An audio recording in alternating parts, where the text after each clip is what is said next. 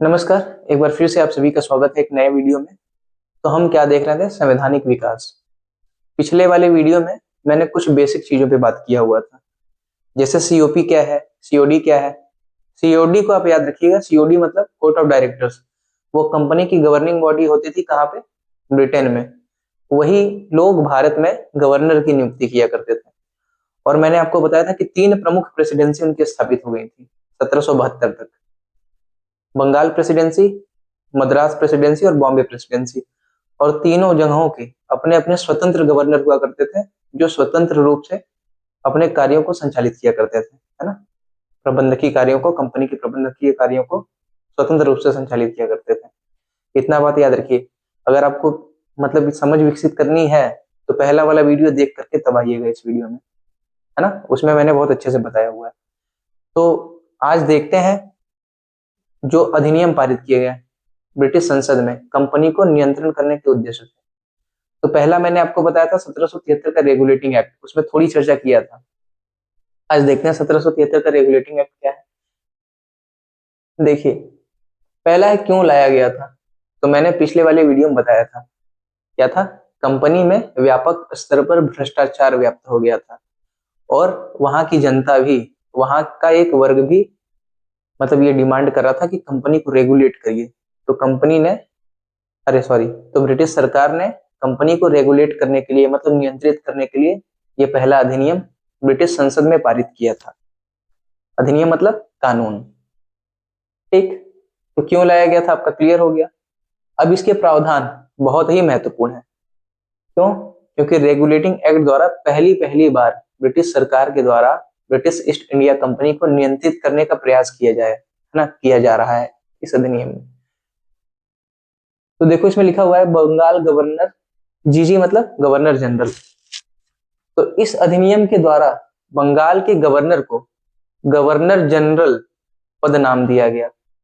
बंगाल के गवर्नर को क्या कहा जाने लगा? गवर्नर जनरल, है ना। और इसके आगे देखो मैंने लिखा हुआ है Lord Warren Hastings. Lord Warren Hastings, तो बताऊं कि बंगाल का जो पहला गवर्नर जनरल था ना, वो था लॉर्ड वॉरेन हेस्टिंग।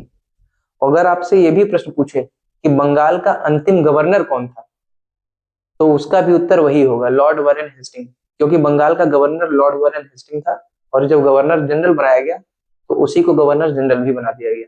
ठीक। अब यहाँ देखो आगे मैंने लिखा हुआ है मद्रास और बंबई अधीन। इसका क्या मतलब हुआ? इसका मतलब ये हुआ कि मद्रास और बॉम्बे यानी बंबई के गवर्नर को बंगाल के गवर्नर जनरल के अधीन कर दिया गया, है ना, इस अधिनियम के द्वारा। ठीक है, पहली लाइन क्लियर हो गई होगी। बंगाल का गवर्नर क्या कहा जाने लगा? Governor general. और बॉम्बे और मद्रास के प्रेसिडेंसी के गवर्नर को बंगाल के गवर्नर जनरल के अधीन कर दिया गया। दूसरा प्रावधान देखिए, 4 सदस्यीय परिषद लिखा हुआ है।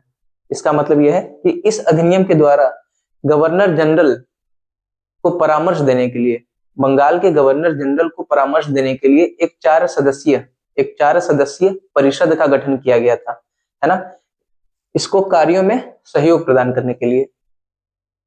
वो 4 सदस्य कौन कौन से थे? इंपॉर्टेंट है, इसको याद रखिएगा। क्लेवरिंग, मॉनसन, बेरवेल और फ्रांसिस, ये नाम याद रखिएगा। अगला प्रावधान देखिए रेगुलेटिंग एक्ट का। अगला है निजी व्यापार, उपहार व रिश्वत आदि पर रोक। इसका क्या मतलब है? इसका मतलब यह है कि इस अधिनियम के द्वारा कंपनी के कर्मचारियों को निजी व्यापार करने, भारतीयों से उपहार लेने और रिश्वत लेने पर प्रतिबंध लगा दिया गया। समझ रहे हो? निजी व्यापार, उपहार व रिश्वत आदि पर रोक यानी कि प्रतिबंध लगा दिया गया। कंपनी के कर्मचारी कोई अब भारत में निजी व्यापार नहीं कर सकते थे, और नहीं वो भारतीयों से उपहार ले सकते थे, और नहीं रिश्वत ले सकते थे। अगला प्रावधान देखिएगा, 1774 में कलकत्ता में सुप्रीम कोर्ट की स्थापना। 1773 के रेगुलेटिंग एक्ट में यह प्रावधान था कि भारत में एक सर्वोच्च न्यायालय की स्थापना की जाए।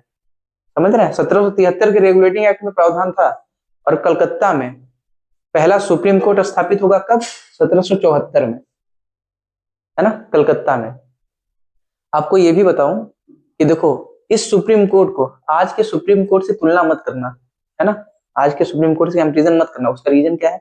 उसका रीजन है कि उस समय का सुप्रीम कोर्ट ये ब्रिटिश हितों के प्रतिनिधित्व, सॉरी, ब्रिटिश हितों के उद्देश्य को ध्यान में रख करके बनाया गया था, यानी कि ये सुप्रीम कोर्ट ब्रिटिश हितों का प्रतिनिधित्व करती थी। ये मैंने क्या लिखा है देखो, एलिजा इम्पे चैम्बर्स लेमिस्टर और हाइड। इसका मतलब यह है कि जब ये सुप्रीम कोर्ट की स्थापना हुई ना, तो उसमें एक मुख्य न्यायाधीश, उनका नाम था एलिजा इम्पे, और 3 अन्य न्यायाधीश चैम्बर्स, लेमिस्टर और हाइड, इनको बनाया गया। मतलब कुल कितने न्यायाधीश थे? 4। एक मुख्य न्यायाधीश है एलिजा इम्पे और 3 अन्य न्यायाधीश कौन कौन से हैं? चैम्बर्स, लेमिस्टर और हाइड। ठीक। अगला प्रावधान देखिएगा 1773 के रेगुलेटिंग एक्ट का। अच्छा, ये देखो कि ऊपर के जो ये 4 प्रावधान मैंने बताया, ये तो भारत के संदर्भ में परिवर्तन को दर्शाता है, लेकिन ये वाला सभी पत्राचार व दस्तावेज ब्रिटिश सरकार के समक्ष प्रस्तुत करना होगा, इसमें प्रावधान था। ये प्रावधान ब्रिटेन में सीओडी के लिए। सीओडी मैंने बताया ना, कोर्ट ऑफ डायरेक्टर्स, कंपनी की गवर्निंग बॉडी कहाँ पे है? ब्रिटेन में।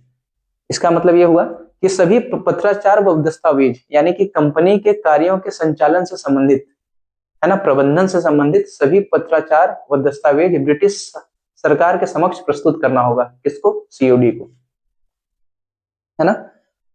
प्रावधान आपको समझ में आ गया? इसका महत्व देख लीजिए। पहला कदम मैंने लिखा हुआ है। पहला कदम मतलब, इसका मतलब यह हुआ कि ब्रिटिश सरकार के द्वारा कंपनी को नियमित और नियंत्रित करने की दिशा में ब्रिटिश सरकार द्वारा उठाया गया यह पहला कदम था।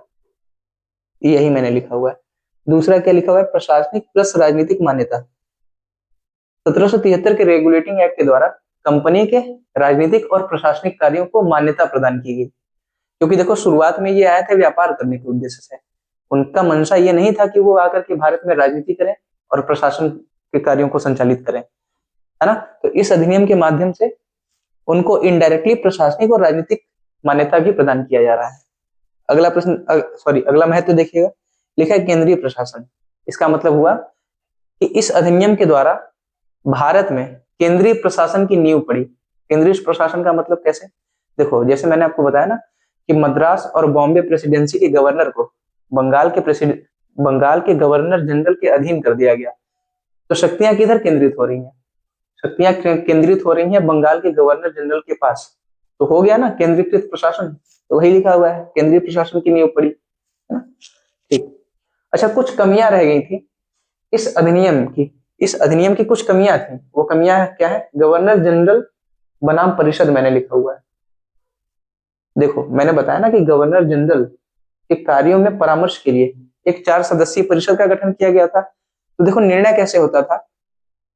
मतलब किसी कार्य को करने के लिए जो निर्णय होता था वो बहुमत से होता था, और 4 सदस्य परिषद में शामिल थे। अगर वो ये मान लो कि अगर 3 सदस्य परिषद के, अगर 3 सदस्यों ने ये चाह लिया कि गवर्नर जनरल के किसी बात को, है ना, या किसी नियम को अस्वीकार करना है, तो गवर्नर जनरल की वहां चल ही नहीं सकती थी। वो 3 मिलकर ही अपना निर्णय ले लेते हैं आपस में साठगांठ करके। तो वो समस्या आ रही थी गवर्नर जनरल और उसके परिषद के सदस्यों के बीच। और अगला कमी क्या मैंने लिखा हुआ, देखिए, गवर्नर जनरल वो परिषद बनाम सुप्रीम कोर्ट, जो 1774 में सुप्रीम कोर्ट की स्थापना की गई थी ना, तो गवर्नर जनरल और उसकी परिषद से इसमें टकराव देखा गया सुप्रीम कोर्ट से। क्यों? कैसे? देखो, एक तो ये होता था कि जब गवर्नर जनरल और परिषद कोई नियम कानून जब बनाता था ना, तो ये अपने आप को ज्यादा सुपीरियर समझता था सुप्रीम कोर्ट। तो पंजीकरण कराने के लिए कहता था, पंजीकरण कराना होता था नियमों कानूनों का सुप्रीम कोर्ट में। ठीक। और यहाँ भी ये भी बता दूं कि गवर्नर जनरल और परिषद ये कुछ काम अपने मतलब कि प्रशासनिक पद पे रहते हुए कुछ करना चाहते थे, तो वहां भी सुप्रीम कोर्ट टांग लड़ाती थी। इसीलिए यही कमियां थी। इन्हीं में से एक एक कमियों को देखोगे आगे के 2 अधिनियमों में संशोधित किया जाएगा, इन्हीं 2 कमियों को। तो इतना आपको समझ में आ गया।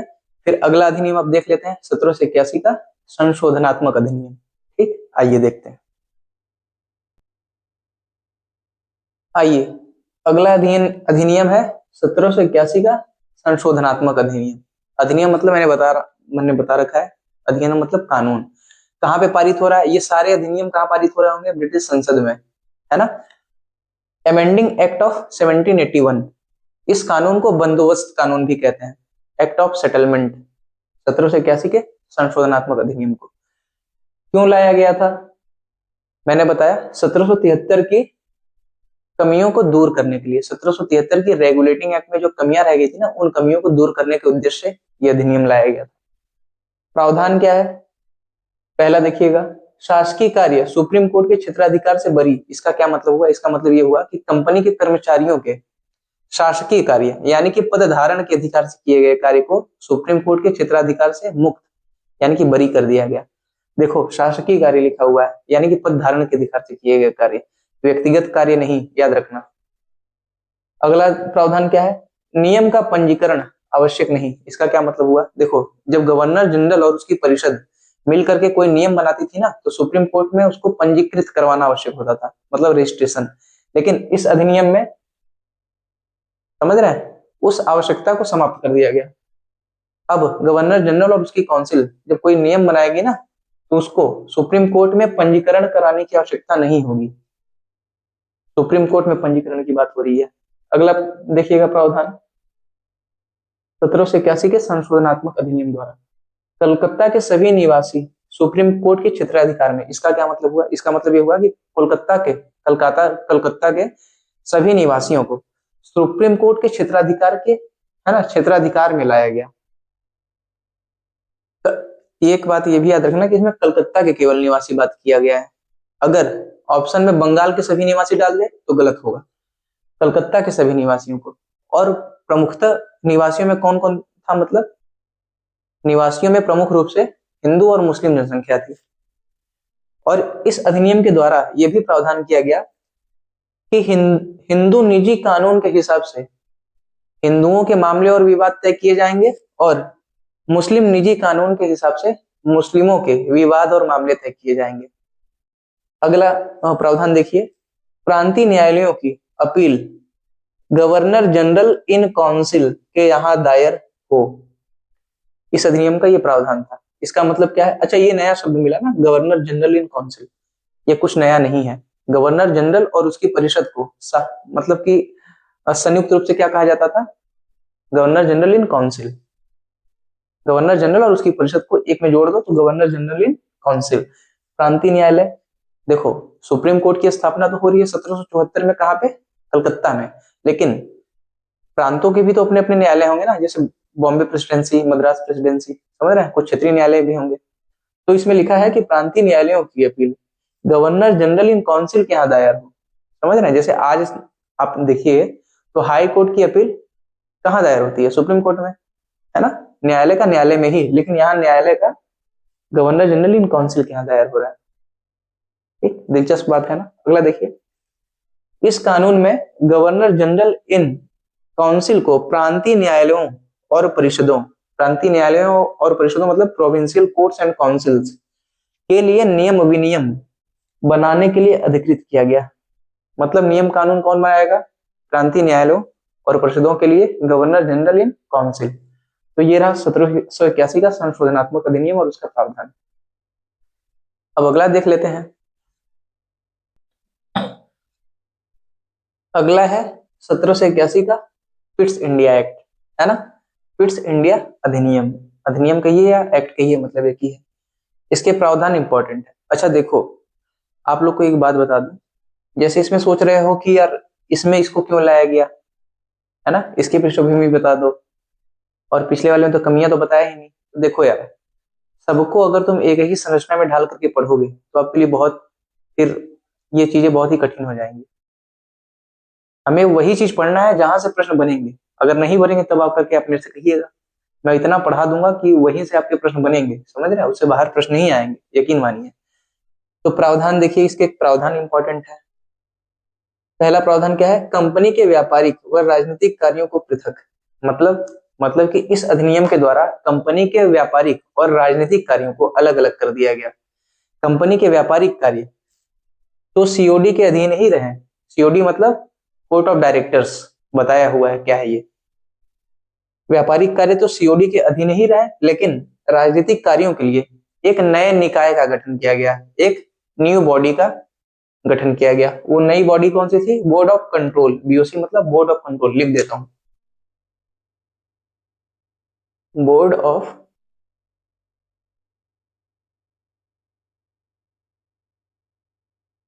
कंट्रोल। ठीक है, ये बोर्ड ऑफ कंट्रोल 6 कमिश्नरों का बोर्ड था, यानी इसके 6 सदस्य थे, है ना। वो कौन होता था? वो कैबिनेट मंत्री स्तर के कुछ सदस्य होते थे और कुछ सदस्य राजा के द्वारा मनोनीत किए जाते थे। अगला प्रावधान क्या है? गवर्नर जनरल परिषद 4 से 3। इसका मतलब क्या हुआ? इसका मतलब यह है कि जो मैंने आपको बताया था ना कि गवर्नर जनरल की परिषद में कितने सदस्य थे? 4, है ना। उस कमी को यहाँ दूर किया गया। गवर्नर जनरल की परिषद में सदस्यों की संख्या 4 से 3 कर दी गई। ठीक, अगला देखिएगा, कंपनी के अधीन क्षेत्र को ब्रिटिश अधिपत्य का क्षेत्र कहा गया। मतलब इस प्रावधान के आधार पर, मतलब इस अधिनियम के प्रावधान के आधार पर कंपनी के अधीन क्षेत्र को, जो भारत में जहां जहां पर कंपनी का शासन था उसको बोला जाता था कंपनी के अधीन क्षेत्र। लेकिन इस अधिनियम के द्वारा पहली बार कंपनी के अधीन क्षेत्र यानी कंपनी टेरिटरी ऑफ इंडिया को ब्रिटिश अधिपत्य का क्षेत्र कहा गया, मतलब ब्रिटिश पोजीशन इन इंडिया। ये याद रखना, ये बहुत इंपॉर्टेंट है, क्योंकि आपसे प्रश्न पूछा जाएगा कि किस अधिनियम के द्वारा कंपनी के व्यापारिक और राजनीतिक कार्यों को अलग अलग कर दिया गया। समझ रहे हैं? किस अधिनियम के द्वारा गवर्नर जनरल की परिषद में सदस्यों की संख्या 4 से 3 कर दी गई? ये भी प्रश्न बनेगा, तो इंपॉर्टेंट ये प्रावधान है। अगला देख लेते हैं 1786 का अधिनियम। देखो, वो जो अधिनियम है वो कॉर्नवालिस के लिए लाया गया है, जब भारत में कॉर्नवालिस गवर्नर जनरल बनकर के आएगा बंगाल का। ठीक, आओ देखते हैं। अगला अधिनियम है 1786 का अधिनियम, है ना। मैंने आपको अभी बताया कि 1786 का अधिनियम किसके लिए लाया गया था? कॉर्नवालिस के लिए, क्योंकि 1772 में, सॉरी 1773 से लेकर के 1785 तक लॉर्ड वॉरेन हेस्टिंग बंगाल के गवर्नर जनरल के पद पर रहा था। लेकिन जो 1786 का अधिनियम लाया गया ना, तो 1786 के अधिनियम के द्वारा कॉर्नवालिस को बंगाल का गवर्नर जनरल नियुक्त किया गया। और गवर्नर जनरल के पद को ग्रहण करने से पहले कॉर्नवालिस ने 2 मांगे रखी थी, और ये 2 मांगे ही इस अधिनियम का आधार बनी। ये 2 मांगे हैं नीचे। ये 2 मांगे इसके व्यक्तिगत अनुभव पर आधारित। पहली मांग क्या है? गवर्नर जनरल के पद के साथ साथ मुख्य सेनापति यानी कि कमांडर इन चीफ का पद भी इसको दिया जाए, ऐसी मांग थी, और इस मांग को माना गया।